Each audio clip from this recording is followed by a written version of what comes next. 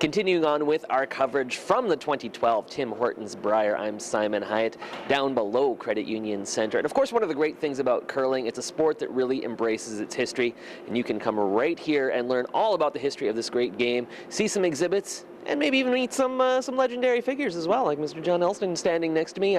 John, we are of course in front of one of the Briers. You actually won this back in '84. We did. We got lucky. It was kind of nice. Yeah, we were in Victoria, BC actually, so it was fun. It was the best bloomin' Brier, as they called it, I think, at that time. Yeah. That's outstanding. I mean, obviously that's a few years ago. Yes. Of course, it's more recent than when Saskatchewan last won, but we won't get into that too much. No, you don't want to get into it. But your memories, I mean, being on the other side, being out there on the ice in this competition, I mean, there's got to be nothing like it. Oh no, and of course these arenas here, like this one here, is probably 2 to 3 times the size of the arena was in Victoria. There was about 4,500 capacity in the old arena in downtown Victoria. So yeah, it was good, and it is exciting, trust me. And we were rookies too going in. Yeah, well, 3 of us were. Sure. The 4th, Mike Riley had been there before, and Russ Wookie and Brian Taves and I were rookies, so it was kind of nice to go. Yeah, we had a great time. And when you win, it's even better, right? Yeah, I can imagine. That's absolutely amazing.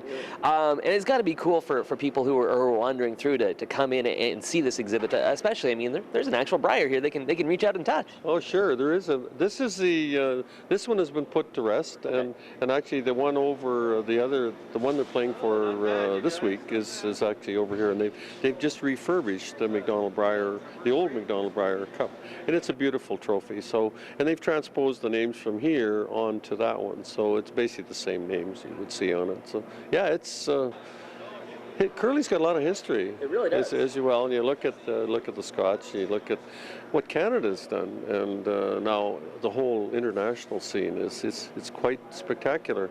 I think they're off to Basel, Switzerland this year.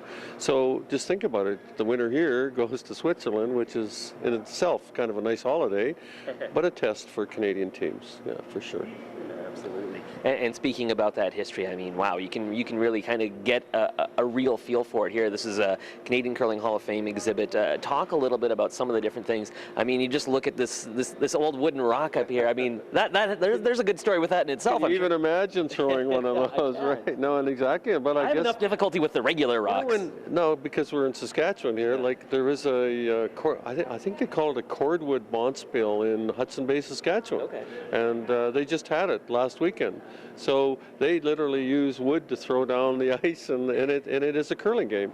And you can look at the different styles of rocks. There's the metal rocks and the big stone rocks, the old stone rocks, and to the latest technology where you have your sensitive handles which identify rocks. In fact, I think there was one this morning.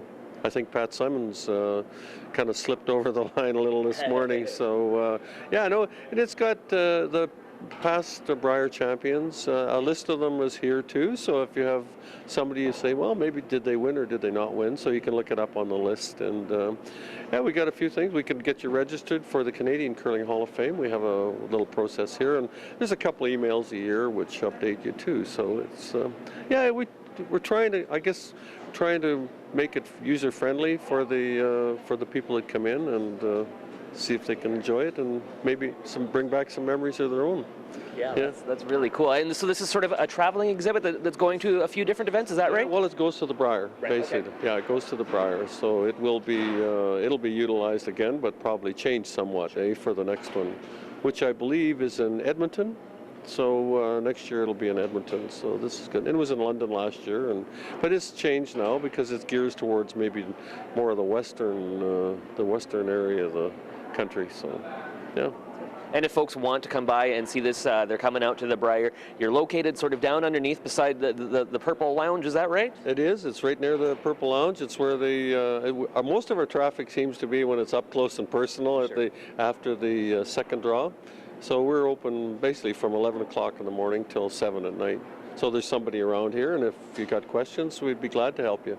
Good stuff. Well, I highly recommend it. Of course, I love the historical side of this sport, and you can really get up close and personal with not just the curlers, but the history of the game itself, and meet John as well. Thanks so much for talking to us, and enjoy your stay in Saskatoon. We will. Good. Thanks again.